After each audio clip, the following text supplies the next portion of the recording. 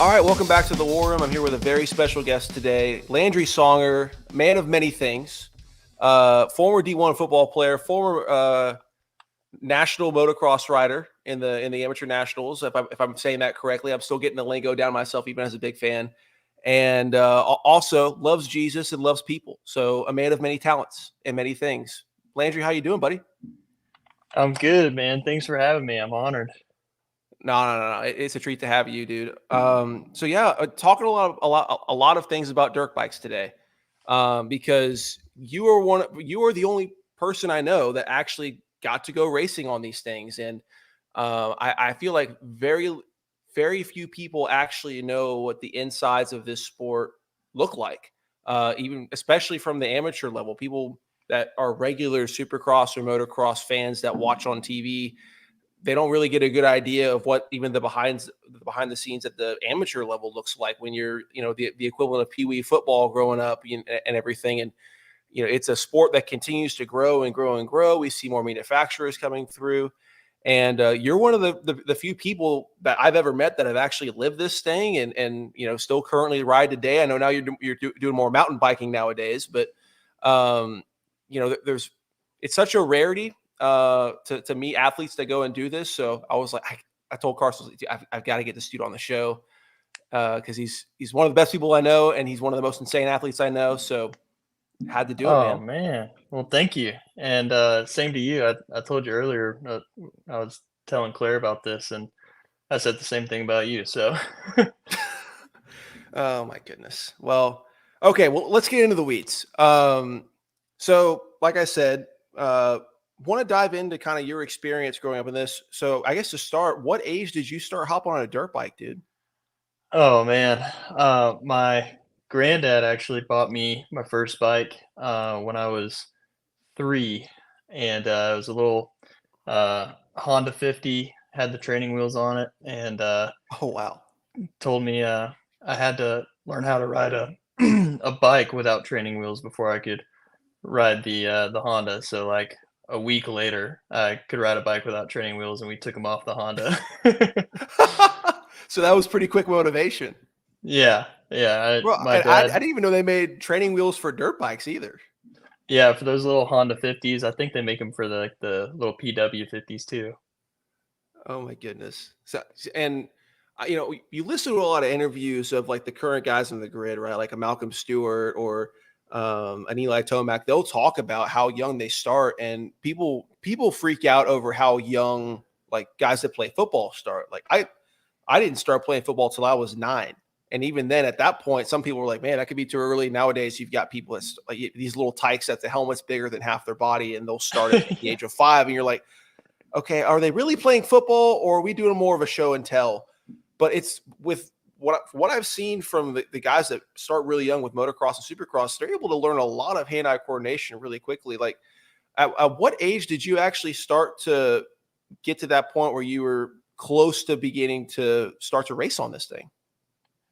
Well, I remember I started off doing cross country, because that's what my dad and granddad and, some of my other family had done, and, so I did, like 1 or 2 little cross country, amateur races or whatever when I was young, I think when I was about 5, and, there was this one race we went to, it was at Swan, out in East Texas at Tyler, and it was a mix between motocross and trail racing. And I remember it was like half of the track was in the trails, and then you got on the track for a little bit at Swan, like do a couple jumps, and then you get back off.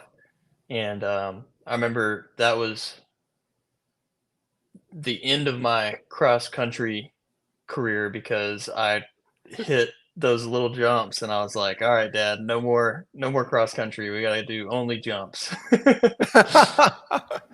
Oh my goodness! So once you got that adrenaline rush, you're just full send. Yeah, dude. And I was so lucky, blessed, fortunate.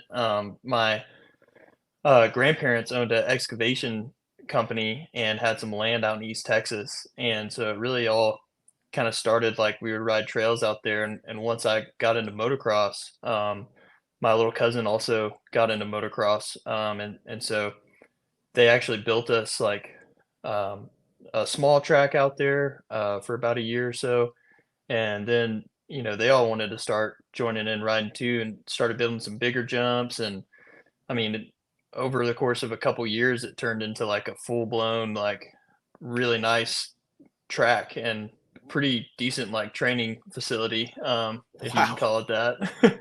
um, but yeah, we would. My dad at the time, he like owned and operated a pallet company, and so he had some pretty flexible hours. And I mean, there'd be like weeknights where he'd get me from school and have the bikes in the back, and we go drive an hour or so to go practice for the day, and just grew up growing there, and then got serious about racing, and um, ended up along the way like getting sponsored and stuff, and winning uh, every once in a while, and um, yeah, I just got more into it, got trainers, and started going to like actual like training facilities and stuff, and Wow. um, so yeah, it grew pretty fast, and took the toy hauler, the camper, across Texas and across a couple different states for races, and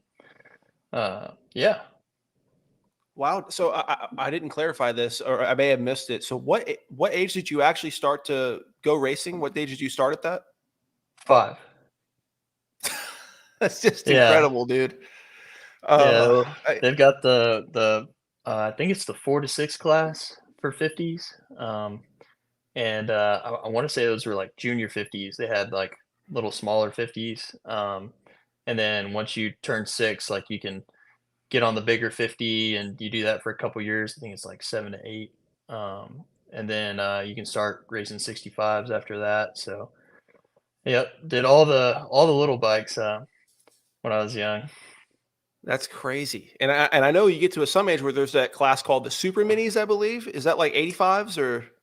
Yeah, so those are like the kind of the big wheeled 85s, and I think you can like modify them to be like 112 cc's. But yeah, I stopped racing right at the end of my 65 uh, age zone, and that was the last time I raced, and I ended up got to the point where I wasn't consistent because I was either out front winning, and if I wasn't winning, I was so mad and fired up that I would just pin it around the whole track and end up hurting myself and be out for 6 weeks with a broken bone, and practice for 2 weeks, come back and race again, and sometimes I'd break another bone that next race and couldn't sustain it. But Oh, you remind me of my favorite rider of all time because that's what he would do too. We'll get into that later. That's gonna be a fun conversation. But so I think one of the things that gets undervalued, but if you listen to some of these podcasts where you got guys that have been around forever and they start to talk about their times racing at this age, I think one of the biggest assets is having family members help out, like you talked about. And there's always the jokes about having, as they sometimes say, the dad mechanics, the dad mechanics. oh yeah, Was your dad a huge help in being able to get everything running and keep spare parts and do maintenance in between races when you were little? definitely. Even when I was sponsored, and uh, they're not around anymore, I don't think, but Polini sponsored me for a few years, and even when we had like free bikes and the mechanics and everything, there were still you know in between races when we would have to go practice and stuff, and my dad still did all the work on the bikes. So um, I actually, when got back into riding after college, like um I had to ask him for a bunch of help on working on the bikes because I had never done it before. Well, I'm sure there's at least a couple of riders on the grid right now that maybe they were so ridiculously talented and spoon fed that they maybe still don't have to work on the bike at all at this age. But you never know because there's always some phenoms, dude. And you keep looking at how things are today with the way like Loretta Lynn's has progressed, and it just there's more and more sponsors. There's more and more. I mean, I will say like KTM has like 95% of the sponsored Loretta Lynn's riders. Like pretty much, I think I don't know if you watched the Super Motocross playoff, but I'm pretty sure in their futures race, not the futures. I think it was a super minis race for the basically all the younger class for Loretta Lynn's. They had those kids go around. I think they were like between the ages of 10 and 12, I think. And every single one of those kids was KTM, except there was one Kawasaki guy and one poor kid Yeah. on a Suzuki. So it's funny how one brand in particular kind of dominates the sport now. But that you have a brand that's not even around anymore for the most part, that at least that I've heard of. I mean, so what was that sponsorship process like at such a young age? I mean, how did it get started, and like how did it work? Like you talk about free bikes and everything, but what kind of spurred that, and how'd you take off and run with it?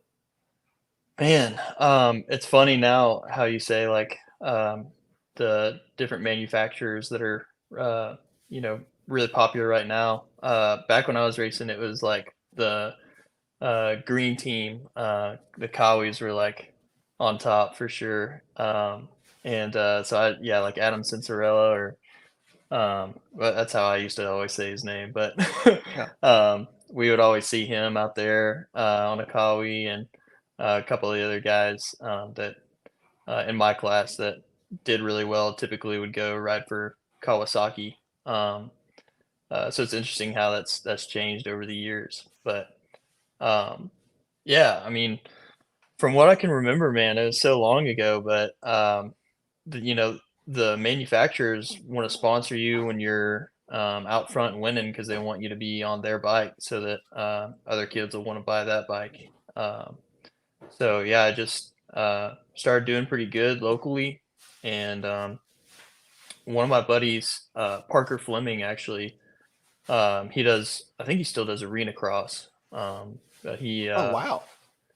yeah, he was on Polini at some of the local races, and I saw him, getting the free bikes and stuff. And our dads were good friends, and we would always kind of like park next to each other at the races. And I think just through talking to him and his family, and then they kind of introduced us to the Polini guys. And after I did well enough, is when they gave me a ride. And what was really cool was like all the sponsors that came along with Polini. They had like Utopia goggles and like white knuckle grips and all Oh these bike wow. part sponsors and stuff. So and like Answer riding gear. So that was really cool too because the bike is the most expensive thing, but all the gear and everything adds up a lot too. So it was awesome to have like the support of like Polini's sponsors that came along with the deal. Oh yeah, I'm sure stuff that seem like commodities before, when it starts getting paid for, it really starts to see a difference. The as you said, the bike's one thing, but stuff that you're going through every couple of races and whatnot, like that's just awesome to have the whole thing head to toe covered at such a young age. And I'm sure your dad appreciated it to have some extra funding for it to keep it going. It's Yeah. motorsports in general, dude. It's tough, dude. Like the dirt. I think the dirt bike world is. I don't want to say the easiest, but I think the most feasible in regards to the ability to do it within your family, right?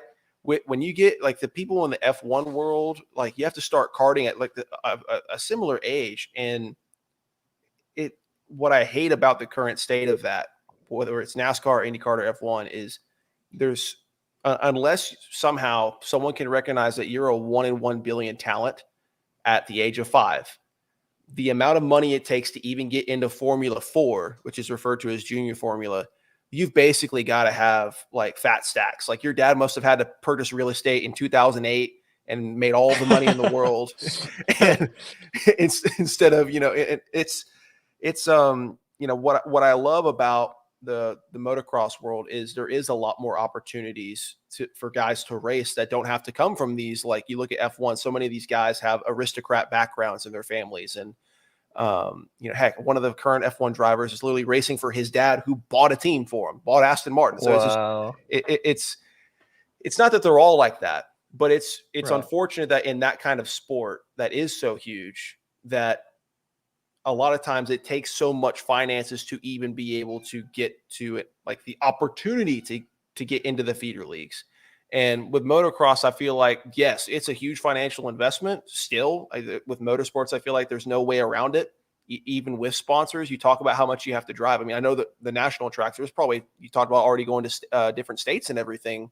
You start Yeah. adding up gas bills, hotels, like, you know, that alone is enough. But I still feel like motocross is one of the few motorsports that still has that blue collar uh, feasibility to it, right? Especially if you're able to work on your own stuff and do things yourself and not have to hire mechanics and stuff like that and save a lot of money. There's my wife with the cat in the background.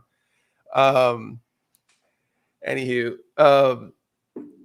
it that's what I love about the sport, is that grit and grind, and chance can take so much of the way to getting to where you want to go. It can help project you where you want to go. And there's not a lot of motorsports that can actually just say, hey, yes, it takes a little bit of investment, but even at the very, very young ages, there's opportunities to where if you show what you got with a little bit of financial investment, you can go all the way. You don't have to be in this complete upper class and have the talent. To some degree, you can have a little bit of investment and a lot of talent, and you can go. I mean, correct me if I'm wrong. It just seems like that's what I see and what I've looked at with like the Loretta Lynn's and everything.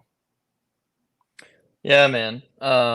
Definitely more feasible in motocross than some of the other sports like you were talking about. But yeah, I mean, even what you were talking about with the 2008 thing, like there was a couple years where some of my really good buddies, like I would just stop seeing them at the tracks, like really fast dudes that their families just couldn't support it anymore when gas prices got crazy high and Oh man, um, yeah, I didn't even think about that.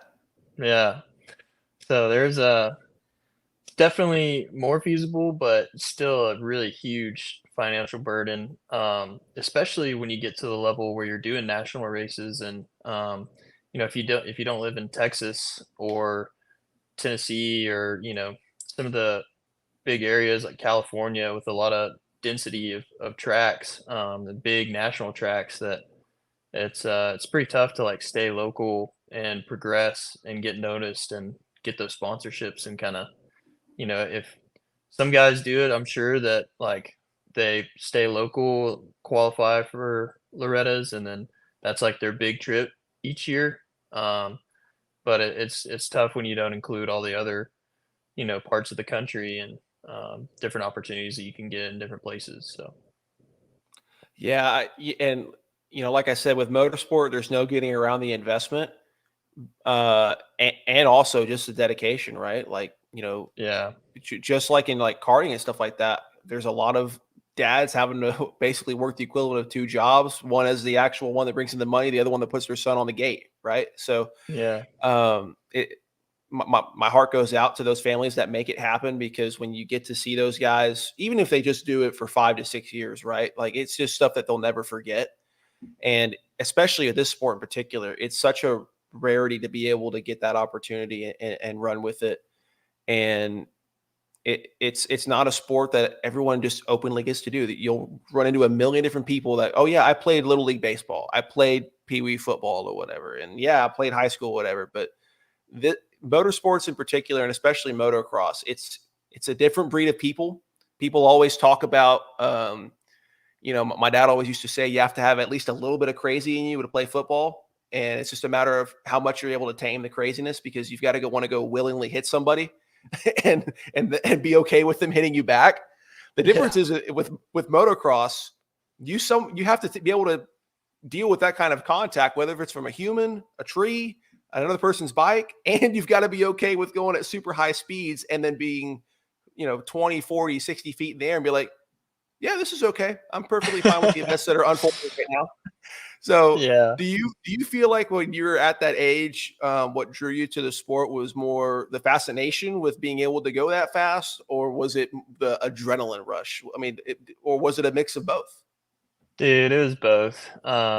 It was, it's funny how you say, like, you gotta be okay with, um, you know, getting hurt and doing crazy stuff, and, it was just part of it. Like, I met, one of my best friends from the sport, Challen Tennant. He actually ran over me at on the starting gate of a national race at, Lake Whitney back when they used to have that race going on, and, like, came up to me with his mom after the race, and, like, he was crying. He felt so bad for running over me. I just had, like, a tire mark and some bruises on my back. I Oh was my fine. I was gosh. gonna race the next moto, you know? And then, we just started hanging out after that, and, plenty of So wait, so did y'all become friends off of that gate incident? yeah, yeah, I had no idea. We had seen him around a couple races, but never really talked to him, and after that, yeah, we started hanging out and stuff. I ended up, when we moved down to Houston, I had stopped racing, but I, like, would buy his old bikes from him, so I could keep riding every once in a while, and, kinda off topic, but, yeah, I just remember this, like, birthday party that he had, and we were all playing, like, tackle football out in the yard, and his cousin, Aaron Vick, actually, like, can't remember. I think Aaron had, like, they, like, butted heads somehow, and, like, Aaron's tooth, like, came out and got lodged in Challen's forehead or something. God. I know that's off topic, but just little memories like that from Challen running over me and us becoming friends. That just describes men, honestly. Like Yeah. this. Yeah, man. I mean, I think I made so many friends from being little. Like my dad's favorite story to tell of when we got started sports. What is from the age of 2, the sport everyone starts with is little tyke soccer, right? Because they're like, Yep. okay, it's a bunch of people that just found out what their arms and feet can do. So let's just focus on their feet and let's let them waddle around, put them up in all the pads and everything, and we'll get pictures. And half the kids will be picking daisies and it'll be fine. But my dad found out that I was going to want to play football at a very young age, and same with my one of my really good friends and co-host Bert Johnson, because our two dads spent the entire soccer games being the apology crew, running all the way up and down the sidelines, trying to find the parents of who we had just run over. The ball was nowhere near. We would just find kids to go knock over for some reason. So, according to my dad's account, because I remember nothing, apparently we were like very contact driven, almost bullies per se, when there was just any kind of sport going on, and then we would go and just be like teddy bears afterwards. But it's that kind of stuff that is how men become friends. Like, oh, we just ran to each, like my buddy Braden Baskin, who shout out him. We became very close friends when I had first moved to Tomball in 6th grade, and we were both looking down at our paper schedules. I don't know why he had gone to that school year before. I had just moved there, and I just didn't know where I was going. I was looking at the numbers and just kept looking at my schedule. I finally found the number, and for whatever reason, I decided to go ahead and start walking in the classroom. But while I was walking in, I wanted to just double check that the number was right. He was doing the same thing. We both tried to go through the same door, uh, did not fit, knocked heads. Probably, honestly, may have had a concussion. I don't know, because then we knocked heads and then both fell face first through the same door, and the teacher's right there watching the whole thing. And we were about ready to fight each other for about 10 seconds.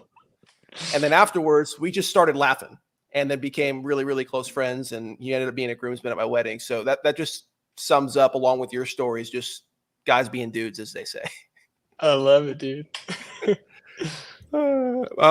So you talked about, you got to race a lot of different nationals. You mentioned that there was races at Lake Whitney. I'm sure that that area was beautiful, at least the area around the track. I don't know if you got to race next to the lake or anything. I'm sure that would have been distracting. I would have been like, oh, that's pretty, like midair. But what was some of like your absolute favorite races or tracks that you got to ride on? What was some of your favorite moments from being able to race? Man, um, probably I remember, there was so many memories, but, a couple that I'll talk about. One of them was at Village Creek, which is in like kind of near Mansfield. Um, and they still hold races and stuff out there, and people go out there.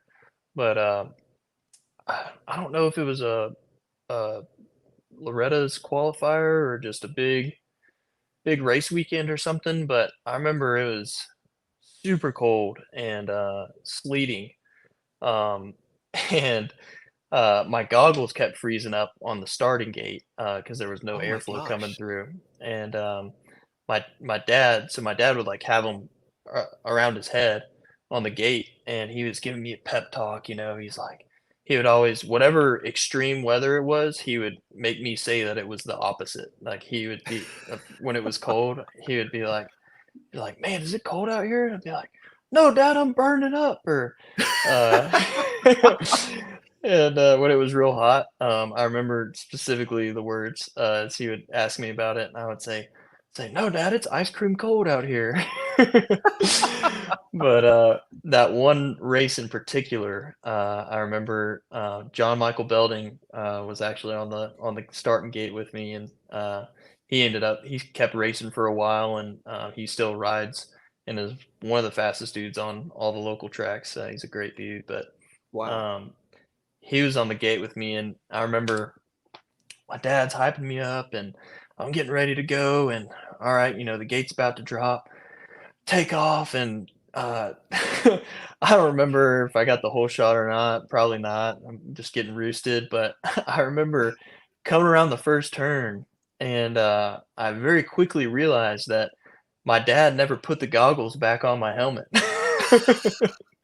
So the So you're whole sitting there race, getting man. roosted, and you've got nothing to cover it with your eyes. And I'm all the sleet is coming into my helmet too, like at an angle. I'm riding and the sleet's just pelting me in the face. And I need to now imagine your dad's reaction of like being really hyped, seeing um you get a good start, and then him like, "Oh, I got an itch on my head." Oh, just the sinking, oh no, man. Yeah. Yeah, well, thankfully, I finished the race. I don't think I did super good, but I, well, it's uh, understandable. yeah, I remember he felt so bad afterwards, and I was like, man, it's all right. I still had fun. Imagine it's like, son, you didn't have your goggles, right? No, no, I saw everything perfectly clear. Like, just continue to do the opposite no matter what. Uh, Yeah, just the yeah, fact you finished that race, dude, that's it. That's incredible, especially with the weather, and then of course, with the roost and everything. And that's already a lot of people wear the chest protectors and everything just to deal with the roost oh at yeah. certain tracks. So just imagine taking that to the face. Well, I can't imagine it. So I learned at a very young age, definitely before that race, that you have to finish the race, because there was one weekend we were down at Three Palms in Houston, and I remember, I think I like didn't win. I was slow. Like I was just really pissed, and I like hauled Bud off the track. Like you're not supposed to go fast in the pits, but I was pinning it through the pits and like slinging rocks everywhere and gravel, and people were jumping out of the way. I remember I got back to the truck and uh, threw my bike down, didn't put it on the stand, like threw my helmet down and was crying and pissed. And um, I remember my dad coming over there and just not even mad, like not yelling, screaming at me like that I wasn't taking care of my stuff. He just said, "Load it up, man." And I was like, "What? No, Dad, I gotta go win. I gotta go do better. I sucked that race, whatever." And he's like, "No, if you're not gonna take care of your equipment, man, we're out of here. You're not gonna race." And so we drove the, whatever, 3.5, 4 hours back to Dallas, right then and there. And I learned from that to finish every race completely, and not have a fit when I didn't do good. yeah, I think dads not only play well, if in motorsports they always play the mechanic to some role, and then in any sport they play the trainer They play the coach to some degree, whether they're actually on staff or not. I think my dad always coached me more than the actual coaches assigned to our teams when I was growing up. And sometimes they also play therapist. And sometimes, and honestly, depend. You always have sometimes. I think this applies in any sport. You always have those drives after you've had a bad day, whether if it's in motorsport or in football. I'm sure you probably dealt with it in both, where you have to ride shotgun next to your dad and he hits you with a, so how do you think you did? The only time I cried after a football game was when I knew I was playing defensive end, and the especially when you're running an even front, the one thing you don't want to do is lose contain. And my dad was very much old school, where he played in, not to get too technical in football, he played in an old school split formation, so there was no outside backer. So you were the contained. There, it's not like in a 4-3 where, okay, if you lose contained, there is another outside backer to come in and help, especially if you get a down block or something like that. So like for him, keeping contained was the Bible, and I lost contained 3 times, and it resulted in 3 first downs. And I remember I was playing like state select ball as a little 7th grader or 6th grader. I can't remember which. And he hit me with that. I didn't even say a word. I just started crying for the hour drive home. And my dad just kept driving. And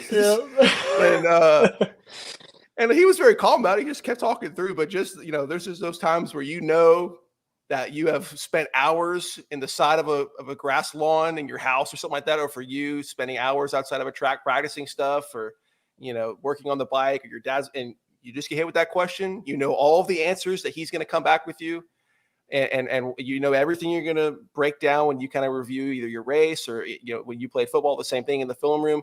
The answers about 99% of the time of what you did, what went wrong, and why. But just him asking the question, and you just have to go, yeah, I suck. That is just the easiest way to break a young man down when you're growing up, is that conversation. And that is when the mom therapist role comes in. Definitely. And I remember when I got out of the truck at that point, my mom, I was still crying. An hour later, my mom was like, "What did you do?" And my dad just goes, "I asked him how he did, and this has been an hour." Oh yeah. So, did your mom ever have to play a little bit of therapist as well?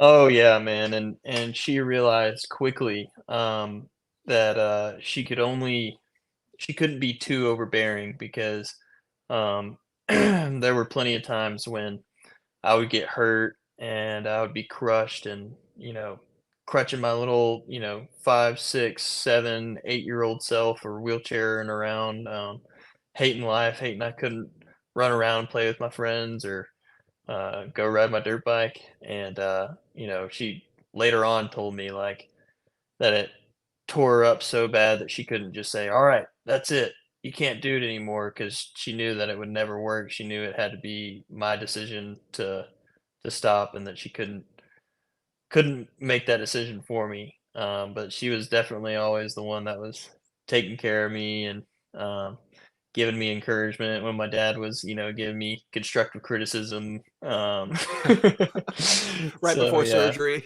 Oh yeah, yeah. Just right as they're putting the gas mask on. Hey, so next time, double that. Don't go for the triple. Well, what's funny is when the story flips, when my dad got hurt one time, and I rolled up to him and was like, "Dad, you shouldn't have tried to triple that." Oh man, he said he had to hold his tongue, dude.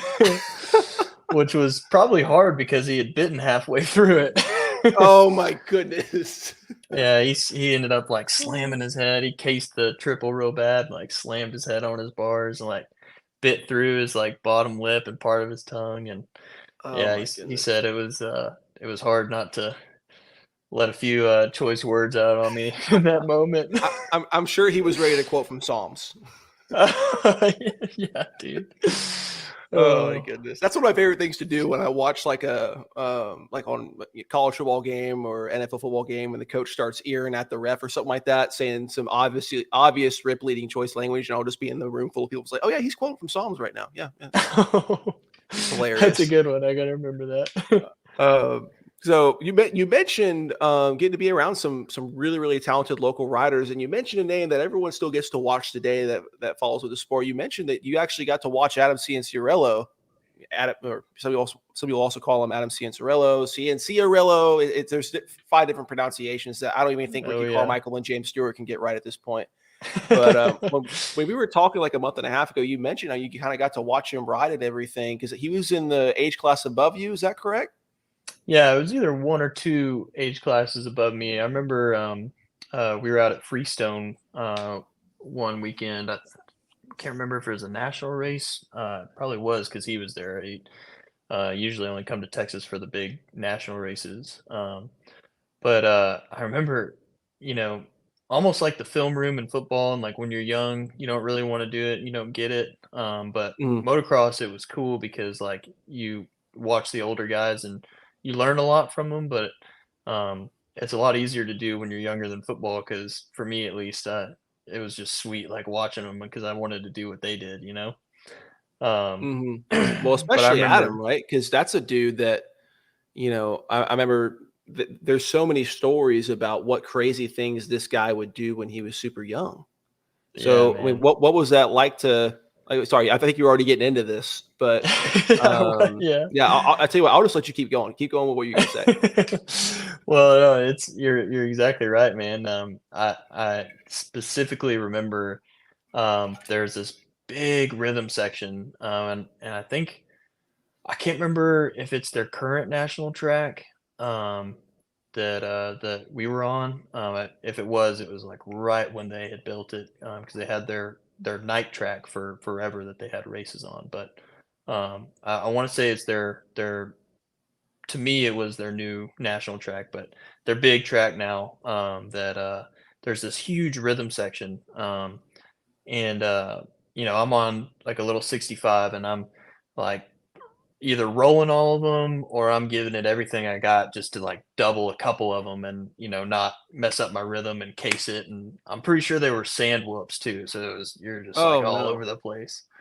But, I remember watching him, and my dad was like, "Hey, you need to watch this, like, pay attention to this," and he would come through that thing, and it was like he was floating on top of the bike, man. That was the first time I ever saw somebody, like, a good example of making the bike do all the work, um, and it was just to me, I'm sure my dad and, everybody else around us thought the same thing, but to me, it was magic. It was like he was just floating, glossy, super smooth, easy, just banging out all the rollers, and, like, he's sitting here the whole time doing this and perfectly, even on the bike, and the bike's just all over the place, swapping out and bouncing off the rollers, and, like I said earlier, like, how I was, kinda on the bike and like, "Oh, all over," and, but that was yeah, that was one of the memories where watching him, I was like,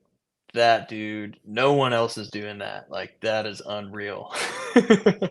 Well, Yeah. and AC's a like we've both talked about this point. There's all kinds of crazy stories of like what this guy could pull off, and to lead into the next question, AC was a guy that you listen to him going like Gypsy Tales or something like that, or the host of Gypsy Tales talk about him. He's like, this is a dude that, especially before he started having injuries, this dude was a guy who grew up watching James Stewart and said, I want to become the white redheaded version of this dude to every single degree that I can. Yeah. And you watch his riding style, especially when he was younger, before he started having some injuries in his 450 career. It's like, yeah, like you watch that dude scrub a bike, and you're like, that's about as close to above a scrub as you can get. So Yeah, when man. you were growing up, I'm sure everybody had their pro riders that they loved to either not do their best to imitate their riding style, or like how you were watching film of AC, watch them race in outdoors or indoors in supercross, and try to take notes, and hey, see how these guys attack the sand whoops, or how do they deal with braking bumps, or maybe even if you're able to get an up close and personal look at stuff, what do they do to set up their bike correctly? So did you have any of those that you grew up watching that were your inspirations that you tried to model yourself after, or did you ever get to go to some of the local supercrosses in Texas or California, anything like that? Every year, man. Every year we would go to Supercross, and when my little cousin started getting into it, his favorite rider was always Ricky Carmichael, and The I would goat. always yes, um, and I would always pick one that was like I would always pick somebody different than him. That way, like whenever we were watching the races, we could like jab at each other and stuff. There you go. And But I actually, I when my little brother was born, my parents, let me pick his middle name, and, my first recommendation was Pastrana after Travis Pastrana, and they were like, "No," because they had already picked his first name, Gabriel, so he would have been Gabriel Pastrana Songer. GPS. He would have been I GPS. know. Oh, So then I went through a couple other ones and then finally I was like, Reed, like Chad Reed. And so that ended up sticking. So Gabe, his middle name is Reed after Chad Reed. I got to bro, are pick you that out. kidding me? No, That's it's awesome, dude. yeah. So So yeah, I Chad Reed just was your guy that you loved to watch the most when you were growing up, or? man, I watched all of them. I loved all of them. I really, once Bubba hit the scene, like he was so exciting and electric to watch, that, kind of everybody, all the little kids idolized him. Mhm. Um, but yeah, all the big dudes, definitely Chad Reed and, um, back when K-Dub was still getting at it, Kevin Oh Windham. yeah. Oh yeah, he was a Um, beast. yeah. So, Did yeah, it did you get was to watch the like the 2006 and 2007 seasons with when they had that three-way battle between Ricky, Bubba, and Reed? Do you remember dude, those? That's when you're really little, but that's what's one of the most insane seasons ever. Oh, some say it was the best season ever. I know I did because it was any motocross or supercross event on TV. Like my eyes were glued, and it was a family event. We were all watching it. So I know I did watch it, but I don't specifically remember it. So yeah, so you probably had a lot of entertaining nights when you were at that age from '06 to '07, and probably 2008 was a pretty close one too. But you think about 2006 when you had a three-way title fight between well, people at that point had already pretty much recognized as the GOAT and Ricky Carmichael, and it's basically his last season before he retires, or it was supposed to be 2007. He comes back and he races a couple of races on just to as like a last hoorah tour. He races on some limited basis for Supercross. But 2006, you've got the GOAT, you've got Chad Reed, and you've got a very young James Stewart who is just sending it no matter what he does. And my I don't know if you have a particular race that you remember watching when you were really young that like made you get hooked, but believe it or not, motocross even before football, and I'm as diet hard of a football fan as there is, but I still have the VHS tape at my grandparents' house in Tyler. I remember watching it when I was 3 years old, and every time I would go and visit my grandparents' house for the next like pretty much 12 years, I would go get that VHS tape and at least watch this once. My grandpa actually VHS taped when he watched it live James Stewart's 40th to first race when he was in the 125 class at Budds Creek. So the very first race I watch is James Stewart getting knocked over at the start gate at Budds Creek, coming back from a broken arm, I believe, or was it a hand? I can't remember which. It's his first race back. He gets knocked over, and it's the funniest thing. And the announcers even talked about this. When he gets knocked over, you think he would be all like mad and everything, or super tense, or super quick to get back off the bike, and he just gets knocked over and just very calmly, like just kind of looks around, kind of just dusts himself off, makes sure all of his ligaments are in the right place, and just kind of walks over his bike. And then once he gets the leg over the bike, gone. But like those first couple seconds beforehand, it was like he was just so much like at peace with the situation. And if I would have been in a situation getting knocked over that quickly in the race, I don't know if there would have been fists thrown, but I certainly wouldn't have just been like walking over to the bike like I was Willy Wonka at the start of the movie. and then I just proceeded to watch him just lap the entire 40-man field like it was nothing. And that was the moment that I fell in love with the sport. And like I said, I watched that every year when I was a kid, when I would go over there, and for at least the next 12 years, dude. So did you grow up with that, like a kind of race that sold you on it, or was it really more just getting to ride was what first sold you on it? Definitely getting to ride was what sold me. Also just I have memories of being in the camper at races with my cousin, and if we weren't riding, we were playing MX versus ATV on the Oh yeah. PS2, and if we weren't doing that, we were watching either Nitro Circus or there's this old movie called I think it was called Bar to Bar, um, and it's an old Supercross movie, and it's like it might be motocross too. I think it just like follows the season and kind of dramatizes it. But I remember if we weren't riding, we were either playing dirt bike video games or watching bar to bar. So um, Wow. yeah, I don't have a specific race that I remember watching, but yeah, Well, that you was it. actually got to ride on two wheels, and I didn't. So I think the races watching them had to sell me on it because all I could do was ride some four wheelers here and there, and that was enough for me to get sold on it. But I guess if you actually get to ride on two wheels and do the jumps, that would definitely sell you more than watching Yes, sir. Yeah. it. Okay, well let's kind of transition from this, and I kind of want to get your evaluation on some of the current guys in the field, if that's okay. And both some of the younger talents that are coming up, like you've got Hayden Deegan, 17-year-old goes and wins the super motocross playoff. And then you think about the 450 class that we have coming back this year. I mean, I just get itchy thinking about Anaheim 1. You just start to talk about the gate. You've got both Lawrence brothers in the 450 class now, which is wild. You've got Eli Tomac coming back from what was almost like his last season last year. Like basically, if he would have won that championship, he would have been finito. Like, all right, goodbye, farewell. But he has an Achilles injury with like 3 races to go, and everyone was like, "Is this the last we see of Tomac?" And he's like, "Nope, nope, coming back, baby, doing one more." And then you have Cooper Webb switching teams from KTM to Yamaha. You have Chase Sexton going from Honda to KTM despite winning the Supercross title last year.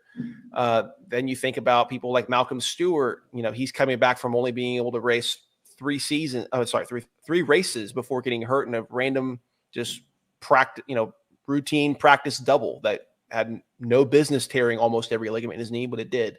And it may or may not have crushed my very soul because Yeah. Malcolm's my favorite rider because I'm a Stu fan for life. You think about some of the other guys that there's new manufacturers coming into play. Well, I want to talk about that with you later on. But from what you've been able to watch lately, what has fascinated you the most of the current field? Like, are there any riders that you've gotten to see? Whether it's the younger guys like a Deegan, a Shimoda, or with the Lawrence brothers, like, what has really caught your eye lately? Man, I would say, so I started watching the Deegan's YouTube channel, when Hayden was still on like Super Mini, I think. So not super long ago, only a few years ago. But I remember, over COVID, I got to come home from school and I bought a bike and had like a few months to get back into riding. And when I went back up to school, I had gotten a little taste of it, and I was like, man, I couldn't get enough of it. So I started watching Hayden Deegan and them on their YouTube channel, and so I really, kind of like you said earlier, it's a big part of the sport is like the narrative and the personalities of the guys, and you get emotionally, connected to them, and you want to see them do well, and um, uh, that was cool to see Hayden kind of grow up and go through the super mini stuff and follow him. I remember like when Loretta's came around, I actually, yeah, wow, I was doing some training, some like field training in the summer between my want to say my junior and senior year at school, and we were had like one day, or we had just finished up some training, had a little bit of time, and Loretta's was going on, and I just remember like putting it on my phone and like putting it up in our little barracks, and like uh, watching Hayden and like rooting for him, and yeah, it's just those connections that you can make, like seeing the behind the scenes, like they did such a good job of with the YouTube channel. And um, honestly, I I don't know whether I can say like that I'm super surprised or not. Um, like just with how quickly he started to dominate at the pro I know, level. right? I and his dad was kind of like, um, I'm sure Hayden was chomping at the bit. I'm sure his dad was too, Brian. But like, um, I just remember seeing a few of the videos where he was like, like we're trying to like slowly get into this, and like slowly go pro and do a couple pro races, and like just kind of put our toes in the water, like no big goals or anything, no pressure. Like we just, we skipped the 125s, went straight to 250s from super mini, and um, you know, uh, so I can't say whether I'm surprised or not of how quickly he's started to dominate. But that's one family that I've definitely been following and rooting for. So Well, yeah, and like you talked about the YouTube channel with the Deegans. I mean, I think the Deegans family YouTube channel, and then also you have Haley Deegan's YouTube channel, Chase Cabre, who's now marrying into that family. He's got his own thing too. And then of course Brian Deegan has his own personal YouTube channel because he still does rallycross and Nitro Rallycross with Pastrana's league he's got over there.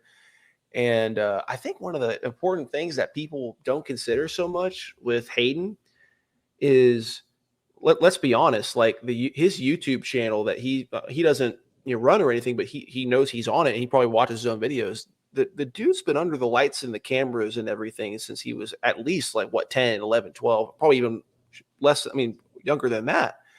So people were wondering, hey, is the nerves when he gets under the lights in Supercross, is that gonna be a thing? And that was the only thing that I was definitely on. I was like, I don't think this dude's gonna have a problem with pressure, at least until he gets to the 450s, because that's just when even the slightest bit of pressure I think can drastically change your race. I mean, you see what some of the top guys deal with when they're just a little bit mentally off, and all of a sudden they wash out the front of the whoops and they got a broken collarbone.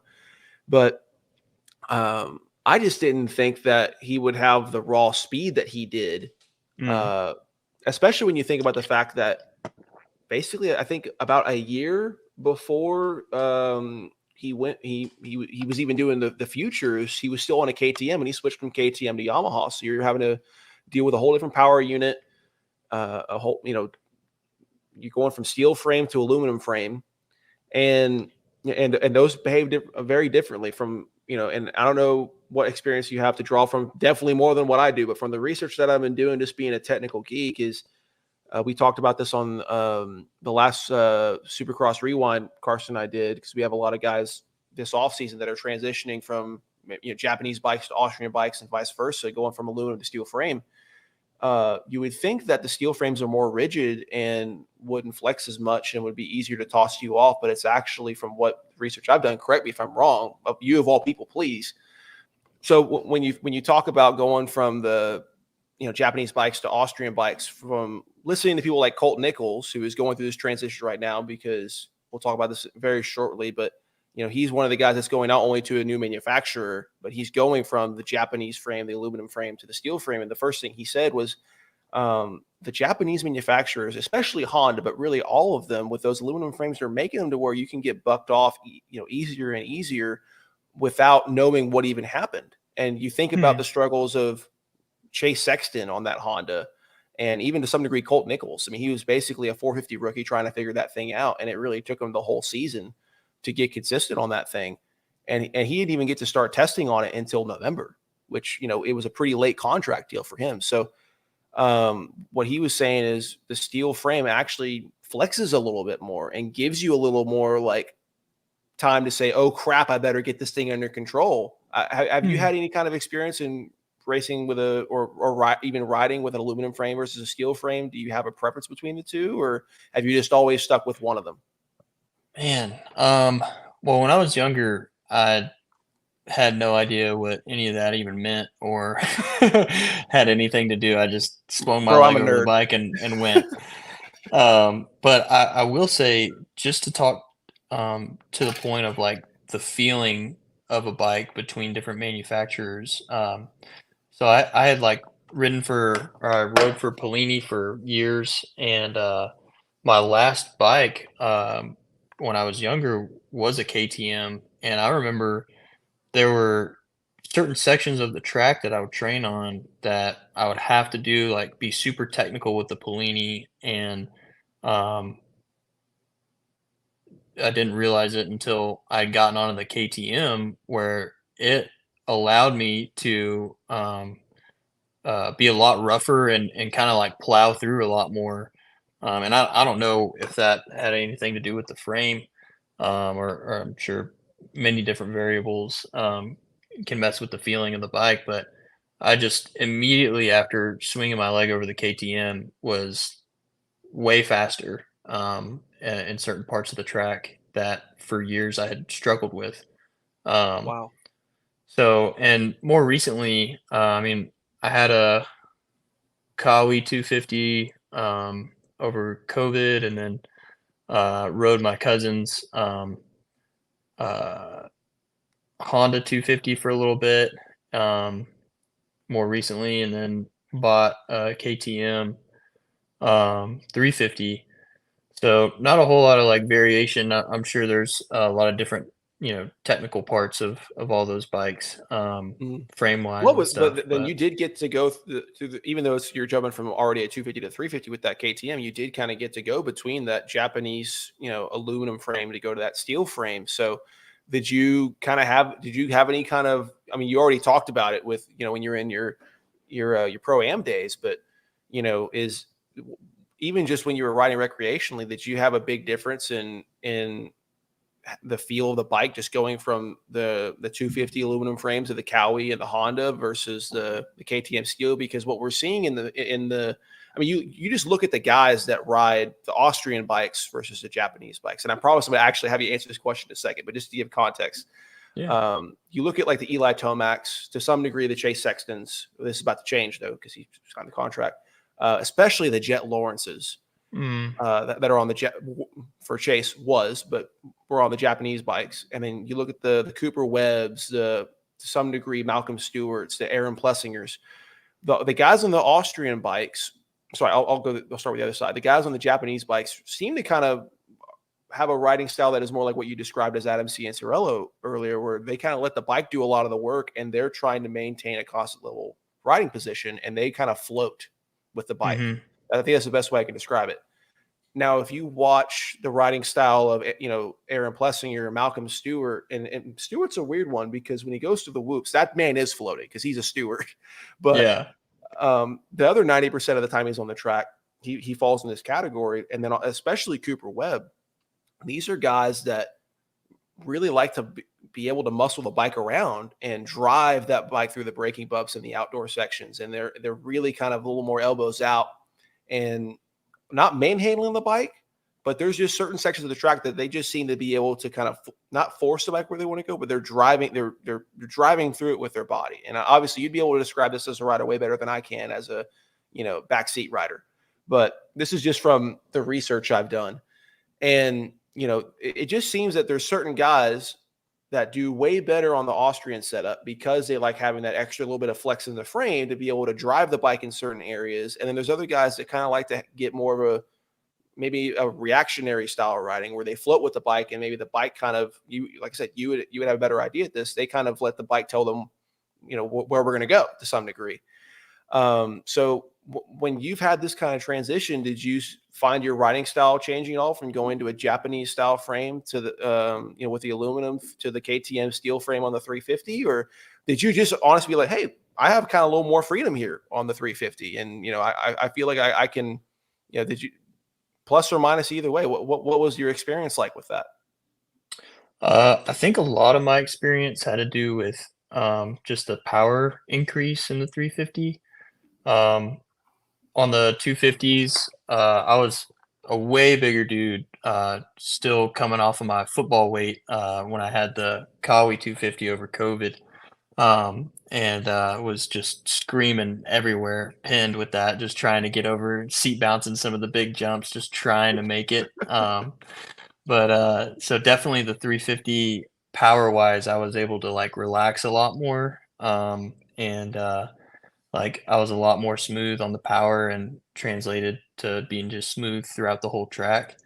Um, but I don't know. I think Jet and Chase Sexton was an anomaly, on the Honda, and I think Jet is kind of an anomaly with his uh, big, tall frame. But I think if you look at like the KTM guys and the Husky guys, like they're typically, I think, a little taller. I could be wrong, but I think the frame just like kind of. I've usually seen like bigger, taller guys riding KTM's.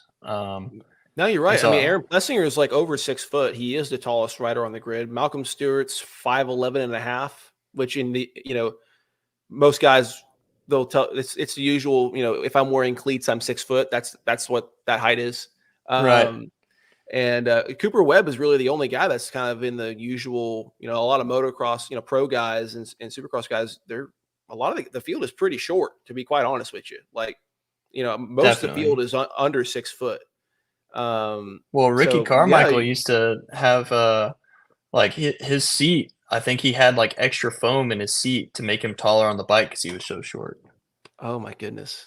Yeah. Wild days, dude. But no, I mean, you make a great point. I mean, uh, there's there's a certain type of body style with some anomalies. Like heck, freaking Chase Sexton's built like a tight end, dude. That dude's it's not like he's like overweight or anything, but just you know, I mean, Gypsy Tales all the time. It's like I watch him ride a bike, and he's a guy that will tell you I don't have to try to put on weight. I definitely have to try to keep it off, but and it's not bad weight when I put it on. I won't look fat, but I'll feel it. I'll get arm pump way quicker.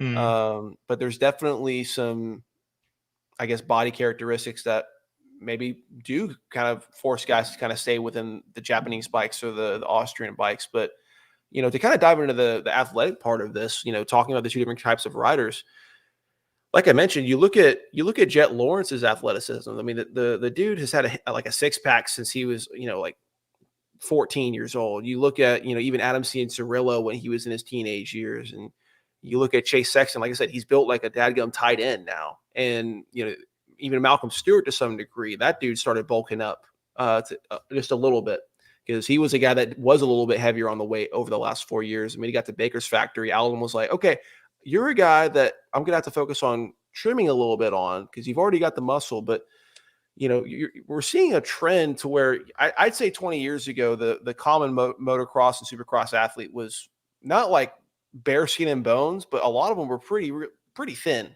Because I know a lot of even Hayden Deegan has been on record saying, like, hey, I've really limit myself into kind of what weighted exercises I do because I don't want to put too much muscle or too much extra weight and muscle on certain parts of my body, like my shoulders or biceps, because then that'll make it easier for me to get arm pump. But even with them saying that, they're obviously doing a different kind of training nowadays to where you just look at the guys, like I said, Chase Sexton, you know, really wide shoulders, built like a tight end.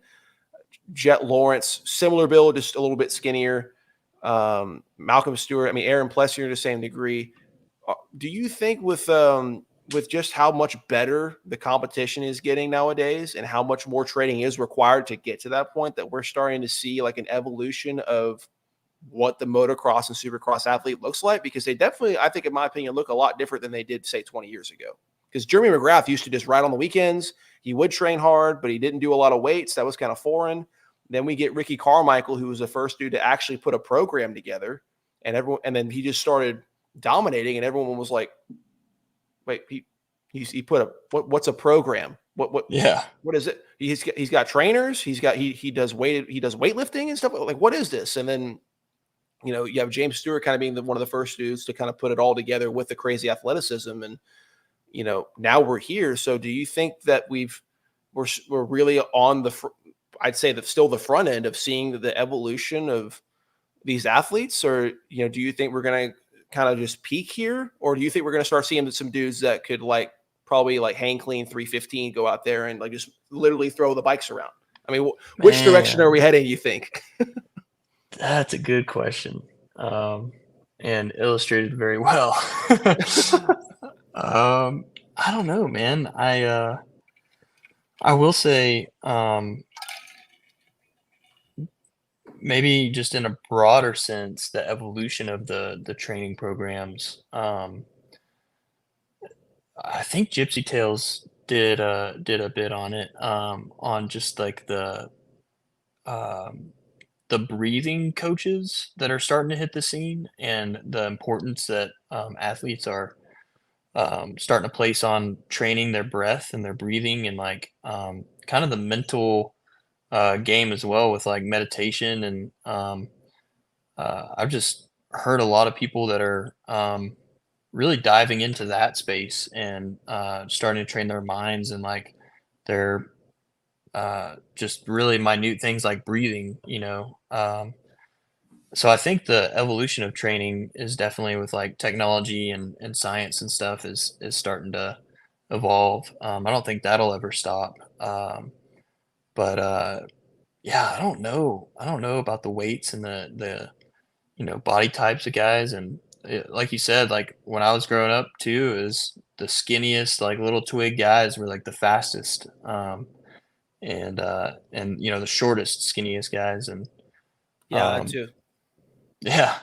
Um, And as being an above average height dude, that probably was something that didn't play in your favor to some degree.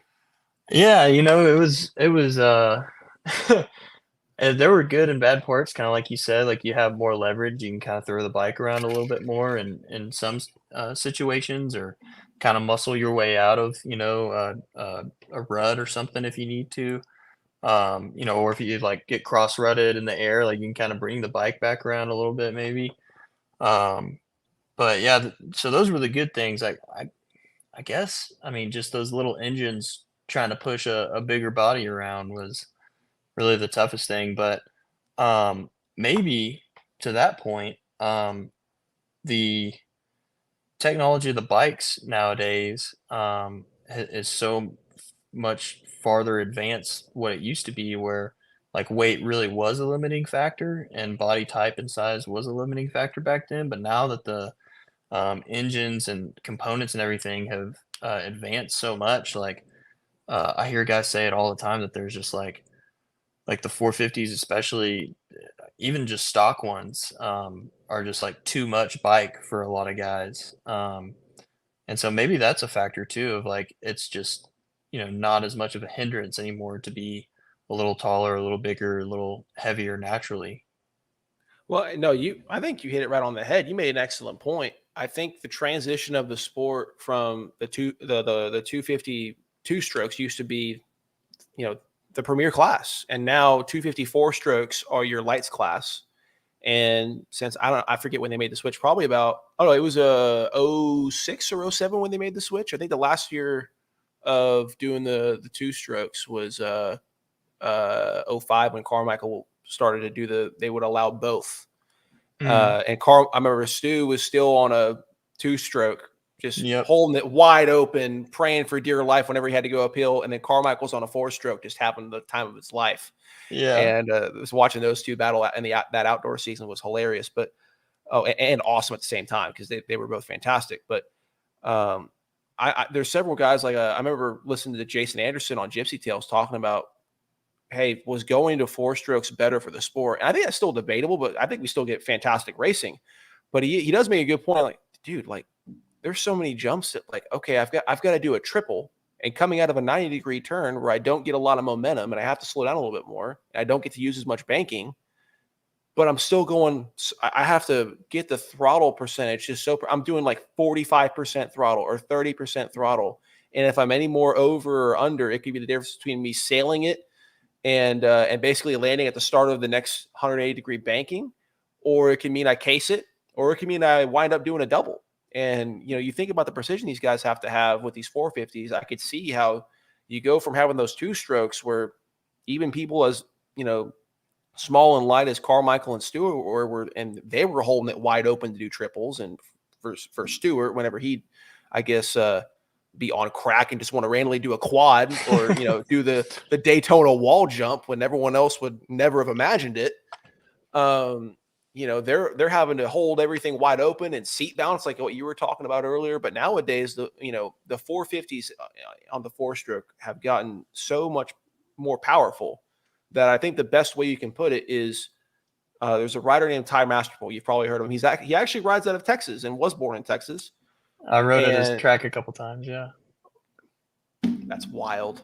So, well, that was more recent. They actually let people come out. His facility is called, I think it's his 956, I think, but it's named after, I want to say it's named after his brother who passed away actually at Lake Whitney on the finish line jump. Oh my goodness. Yeah, I think they like dedicated that. Well, if you see Ty Masterpool's Instagram captions, it'll always have like a hashtag for Jesse, and so that's where that comes from. Jesse Masterpool was screaming around on Suzuki 85 and Super Mini when I was growing up. Wow, well, that's a lot of history there, dude. But yeah, I don't know how to transition from that in an easy way. It's both sombering but also heartwarming that he's that dedicated.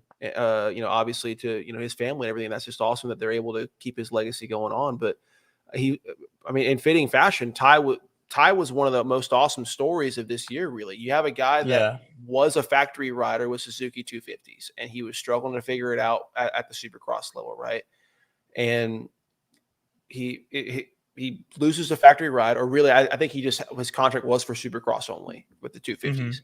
And he's a guy that growing up was known as one of the most talented riders. And to talk about the difference between the 250s and the 450s in terms of power, the 250 factory bikes, the main difference between those and being a privateer is that the factories can get the absolute most power out of that small 250 engine. And that's what really separates the field. However, in the 450s, Ty was staring between, okay, I want to do outdoors, really good at outdoors. And he's looking at the budgets of what it takes. Here's what everything I need to purchase to even be within touch of the factory riders for the 250s. And here's what I need to purchase to do to go compete against with the 450s as a privateer. And because of really with the 450s, you have all the power you need. It's actually to actually be competitive. It's way cheaper to go 450s as a privateer than it is to do 250s as a privateer. So the dude went 450s. And all of a sudden, the dude starts pulling hole shots, and he starts beating as a privateer sponsored by random things. He got a random sponsorship from Sports Clips, which is really hilarious. That came out of nowhere. He a couple of races in, I just see giant Sports Clips logo on the back, and some other deals he got. All on his own, living that privateer life, having to drive himself over there and everything. He starts beating factory sponsored Kawasaki riders, he's riding a privateer Cowie, and he's doing everything himself, and he's getting top 10s. He got a top 6, and I think I think his best finish was like 6th or 5th or something like that. And he racked up so many points. Keep in mind, the majority of the people that qualify for the Super Motocross playoff raced both seasons in Supercross and Motocross. But if you race 2 different classes, you have to pick one as in regards to what you roll your points over to for the playoff. And he did so well as a rookie privateer 450 rider, beating all these factory riders, that he qualified for the playoff and he finished in the top 10. Mind you, he also did it while, not only was he having to basically run his own show and his dad mechanic for him and all this other stuff, and he's still riding out of Texas at his own facility.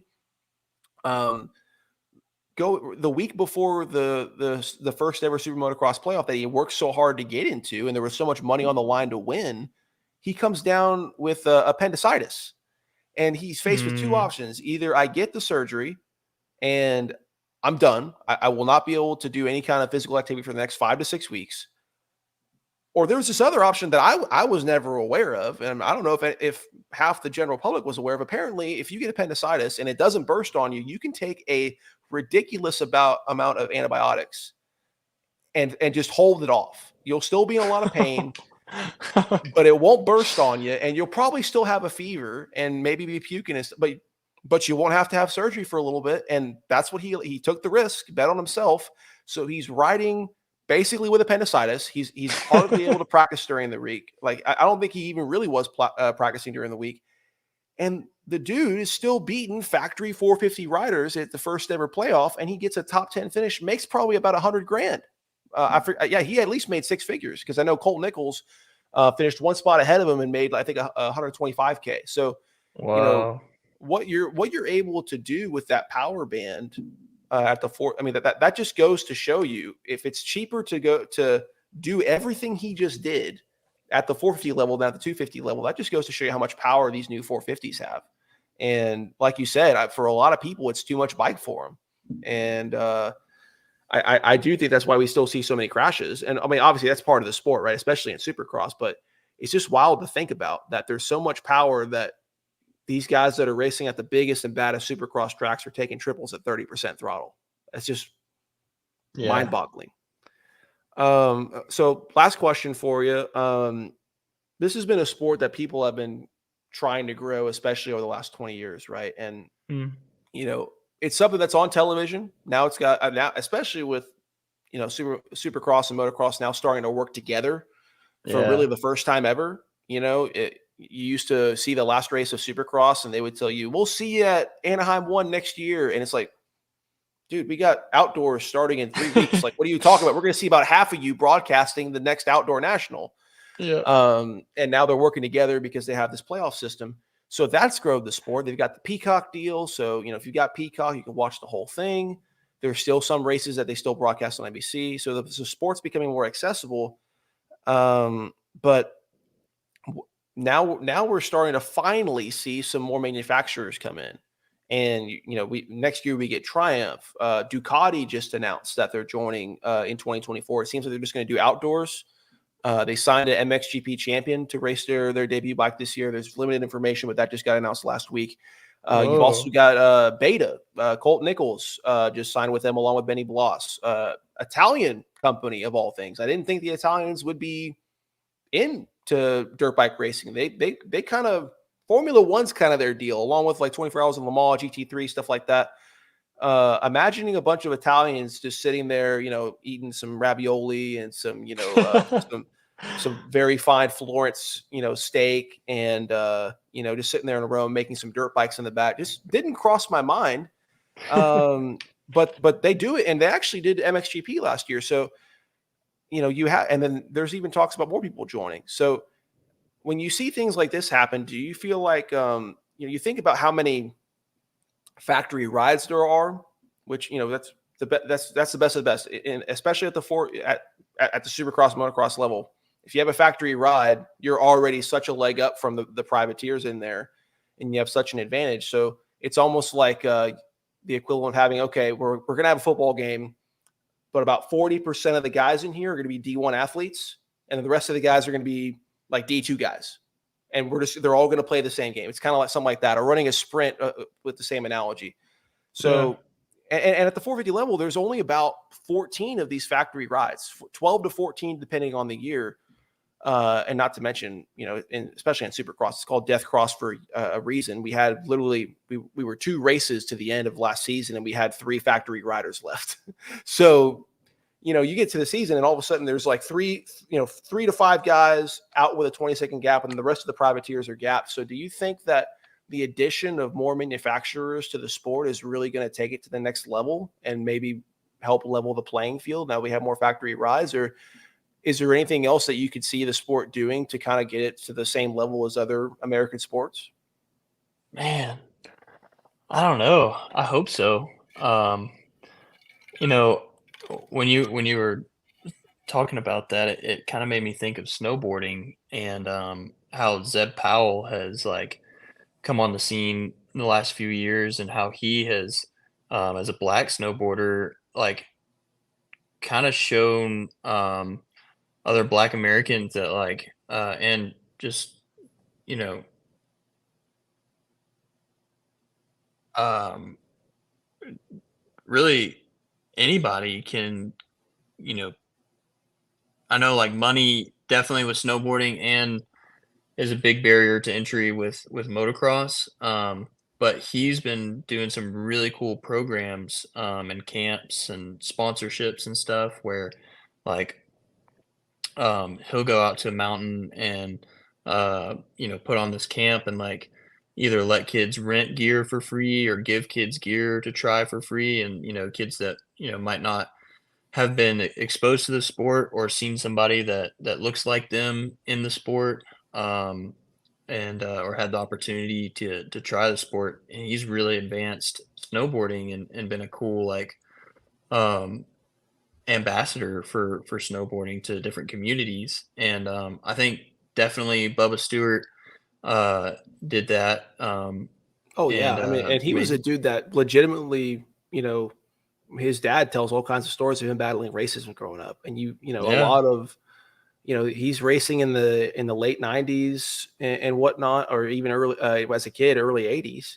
early late '80s, and he's racing all across the South and all other places where traditionally the sport, was hostile, to him and his family in some areas. And the stories you hear from these guys are just so inspirational. And I think also point to how much we've progressed, um, to any degree other than where we were 25 years ago as really a people and a nation. But it's so inspiring to see these guys be able to overcome that and help, be advocates for us being better people and hearing their testimonies and everything. And it's these kind of people overcoming both financial, could be, in some cases, like we talk about racial, you'd even talk about Lewis Hamilton, financial, racial problems. And, even just getting to the point where you have, in any sport, you have to sell yourself to people. You have to sell yourself to a coach or sponsors in motorsports to give you a shot.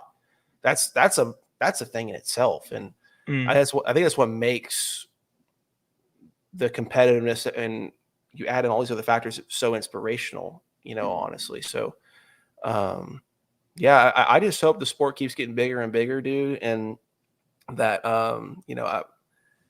I keep getting more guys into the sport, especially nowadays, because we're all, I have so many friends of mine that we're all similar. We're has-been athletes that like to just yeah, go do stuff and like to talk about sports and whatnot. And supercross is really, in my opinion, it's the best motorsport to go see live. You could not know anything about what's going on, but you're watching people just fly through the air at like 60 miles an yeah, hour and go 60 feet in the air and knock each other over while they're passing each other and stuff like that. And it's just electric. And unlike other motorsports, like as much as I love F1, and I do want to go to see F1 someday, um, in all reality, at most tracks, you're paying to see about 2 or 3 corners.